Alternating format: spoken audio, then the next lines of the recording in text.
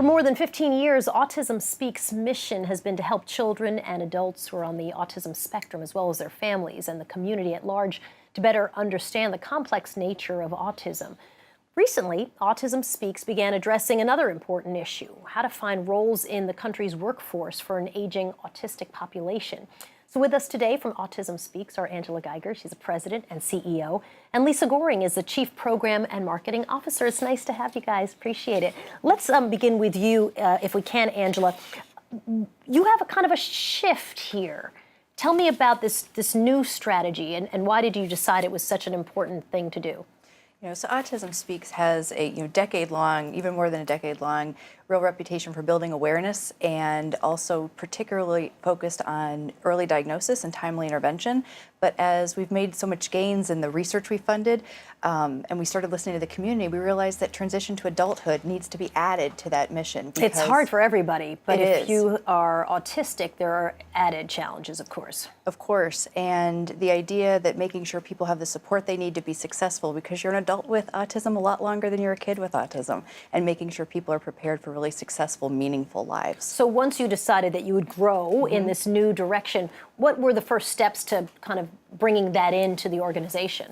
So one of the things that had already been going on, and Lisa's really led, was working on employment. And we know that one of the best success factors for people being employed after they graduate is having employment while they're in school. So making sure that employment is a real important part of those transition plans into adulthood.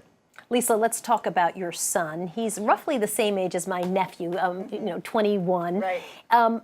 Explain to folks just how hard it is for a young person who's at that age where every other kid would be looking for their first job. And there are some additional challenges if you're autistic. Right, so that's why it's so important that we really encourage families to start that transition planning, excuse me, way before 21. To really start at 12, 14, start to think about job sampling. Make sure that that's a part of your individual education program so that when you do leave the school system, you have the experience that puts you at a competitive advantage. That's such a great point. I would not have thought as early as 12, right? You think 17, 18, right. Really by then it's kind of late. Right, some of the skills that you may want to really get under your belt before you're actually out in the community and at a job site. What do you think schools should be doing to help kids prepare really for the workforce, kids who are autistic? To really assess their strengths as well as some of their challenges and work with that student and their families to come up with plans that provide meaningful work for them. They can be some of our best employees. They're focused and they can really, especially tasks that may be repetitive but complex, kids with autism can do really well at those tasks. Angela, you have been partnering with companies to really make this happen. Tick off for me some of the folks you're working with and what they bring to you. So I think one of the most important things for people to recognize is the spectrum of autism. So there are job things, everything from computer programming to folding napkins and everything in between. So really focusing on what individual strengths are and finding the job that fits. And we find that when you find that job that fits, the retention rates are longer and productivity is often higher. So whether that's something like TIAA in a farm in California, to Cintas doing work all across the country in kind of more service industry, to right here in New York City, Spectrum Designs making T-shirts. They're actually the T-shirts that we use for our walk program all across the country. And when you have that kind of relationship with an organization, often they then come back to you and say, we need more young people. What makes it work? What do they say that they need that's working? I think the best companies really start with a focus on the individual with autism and then build the coaching and support around that. And then again, those are the employees that tend to last the longest and be the happiest over the long term. So Lisa, I mean, a paycheck is great, obviously. Everybody wants their kid to go make some money. Right. But it really isn't, no job is just about the paycheck, right? It's about being a part of the community, feeling that sense of responsibility and accomplishment. And that's what I think everybody's looking for.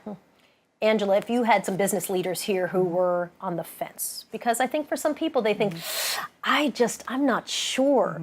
What would you say to convince them that this is the right thing to do and from a business perspective, a worthwhile Yeah. business maneuver for them. I think not only is it a win-win to meet business objectives, but often it helps with federal people who are federal employment contracts have a diversity mandate of how many people they need to employ.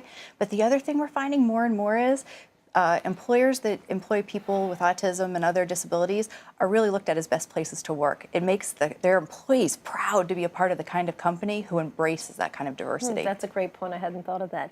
And how about for the young people who get jobs? Tell me what you see in them as they become gainfully employed and contributing. So being employed, obviously the paycheck is important, but it really is that sense of community. And we continue to see that they grow and develop in other ways.